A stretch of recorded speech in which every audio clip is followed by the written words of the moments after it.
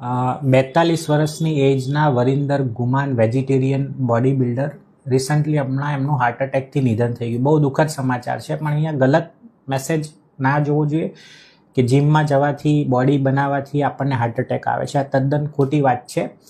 ઘણીવાર આપણે બહારથી જ બોડી સારી દેખાતી હોય, પણ અંદરથી આપણી સ્લીપ ડિસ્ટર્બ હોય, કોઈ હોર્મોનના ઇસ્યુ હોય, કોઈ લીવરના ઇસ્યુ હોય, સ્ટ્રેસ રહેતો હોય અથવા સ્ટીરોઇડ્સના ઇન્જેક્શન લેતા હોય તો પણ આ પ્રકારનો હાર્ટ એટેક સડનલી આવી શકે.